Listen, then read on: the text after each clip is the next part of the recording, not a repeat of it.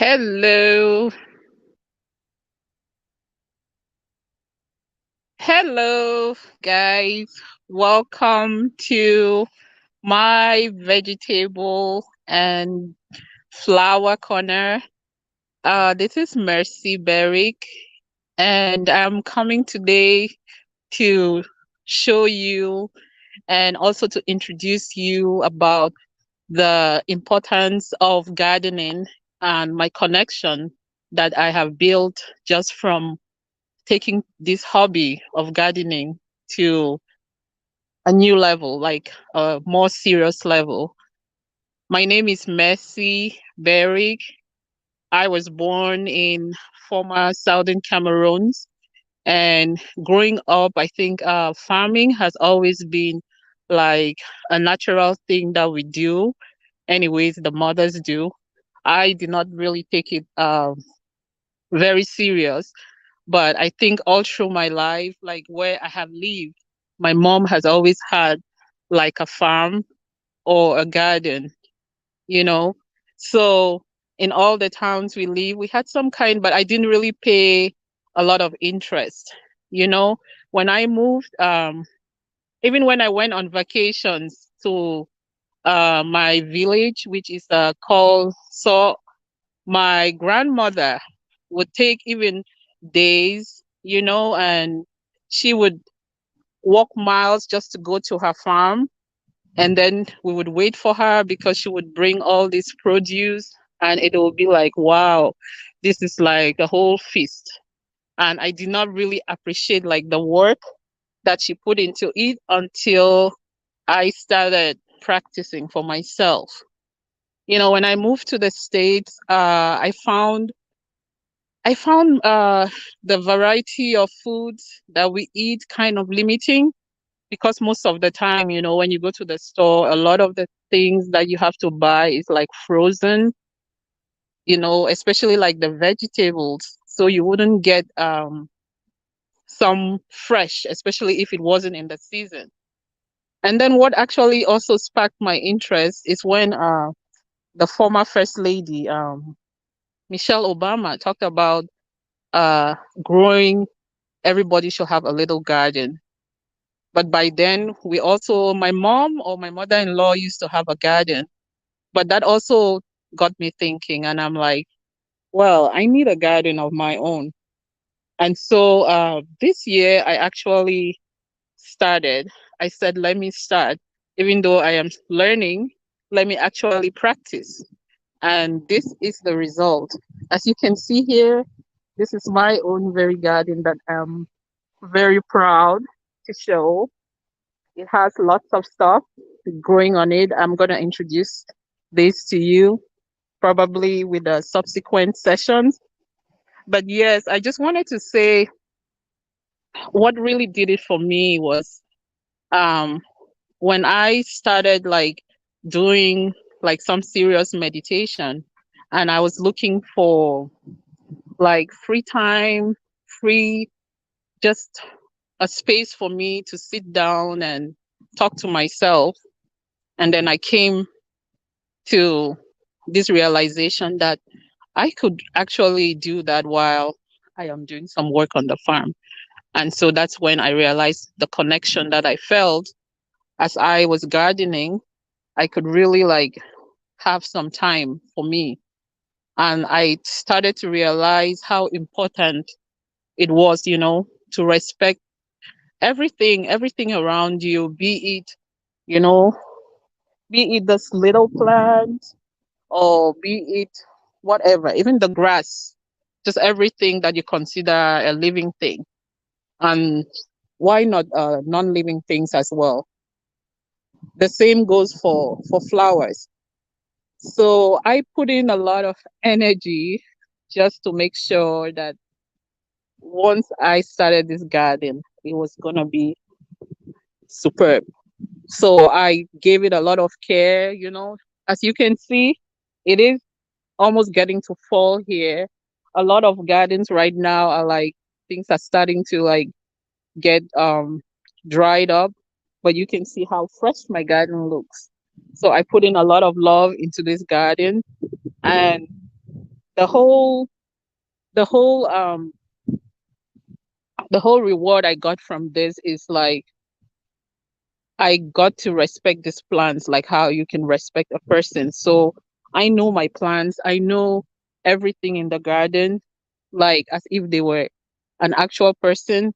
Make sure I took care of it, water it, and now I'm actually at a point where I am also learning about like the not just the edible uses, but the medicinal uses of these plants. So it is very exciting, first of all, to be able to get up in the morning and then you decide like, oh, I want to eat this vegetable. Say like this one. This is like the, if you can see, I don't know. This is like the garden eggs. You can actually here. I hope it's visible. Yeah, there. You can actually make like a soup out of that, or this over here. What you have here on the farm is called garden huckleberry. You can check it. I think it's from the family Solanaceae. Yeah, I'll talk more on that later one on one. Or you have these greens, so you can actually get up and decide that you want to eat something and actually get it from your garden. So this is has been very rewarding for me. And not only that, just like the, I don't know if to call it like a spiritual connection, but when I am at the garden, I really feel at peace. So it's my moment just to be by myself, focus, and then I can continue with the rest of activities, for the day. The same goes with flowers. I think flowers for me, it's kind of like it just happens like spontaneously. I've always loved flowers. It doesn't matter whether they're like flowers from grasses or just a normal flower.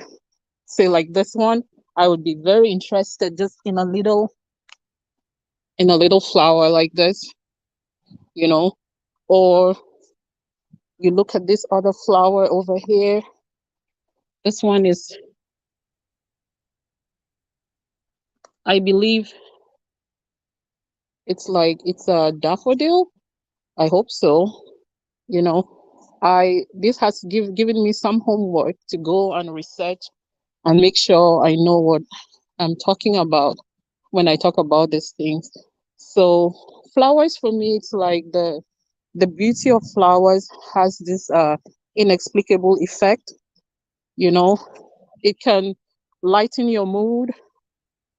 It can help you visualize, just see things in a different light. Just making the whole atmosphere being beautiful. It's really it has a calming effect on me. And certain flowers, of course, I prefer more than others. I love lilies. I love hydrangeas. I think hydrangeas are my best. And I think as we go along, I'm gonna take some time to explain. So once more, I welcome you to the Amma Manson Network, where I am making my debut here to talk about my work. So thank you. I think I'm seeing some comments, but I cannot read well. I see hi, sis, greetings. So, greetings to you all. I hope you guys are following and putting on some comments there, and I'll get feedback. I encourage feedback from you and the interaction. Of course, next time we'll delve deeply and start looking at the different plans that I have, like one-on-one, and talking about their uses, medicinal use, or whatever you have to say, you know. So this was my intro into my garden. Now I can just go around and just list you some of the things that I grow. And these are mostly what we call here ethnic foods. And of course, when they say ethnic foods, it's mostly like foods from your place of origin, or in this case, this is African stuff, but I'm sure like it's grown all over the world. So people eat it. People from different backgrounds do eat it. Of course, you guys know um, this is tomatoes. Tomatoes, yeah, these ones are not ripe yet because I just harvested the other ones. This here, if you can see, that is a garden eggs that's getting ripe. So we can use it different ways. You can cook just a sauce by itself, achu soup. And sure, you can eat it raw. Sometimes I just like take this one is ready, and you can just snack on it. It has very good nutritional value. So those of you, I don't know, from those who are diabetic or those who just want to have a healthy living lifestyle, this is good as snacks. And then here you have like cocoyams. I don't know if any of you guys know about cocoyams. The scientific name, I think, is Colocasia esculenta. Yeah, you can cook a variety of things with that. You can cook what we call, from my own part of the world, it's called ekwang, where you cook with the actual tubers of this plant and you use the leaves to tie them up. And here again is another kind of garden egg. This is a different, it's like an Asian species. I don't know if you guys can see. I have to kind of learn. Yeah, here. And then of course this is bitter leaf. Bitter leaf was making some headlines in the news here as being used for managing diabetes and all kinds of stuff. So this is bitter leaf. I have like two species here in my farm. I have this one and I have another kind. So that is the bitter one. I have the sweet one. So I think the medicinal aspect really comes from whatever makes it bitter. There's probably some compound in it, and I'll delve in that in another session. So, and then over here you have some spices. Of course, you guys know basil is already getting to like the seed stage. So here you have just like seeds, and we have lots of other things. So I hope you guys, as you watch me, you can comment, like, follow, and share. And if you want to get more of this stuff, you can also follow me on my page. My page is Messy Beric, so you can easily follow me there to get more on that. So I would like to end here, and I hope you guys had fun watching with me.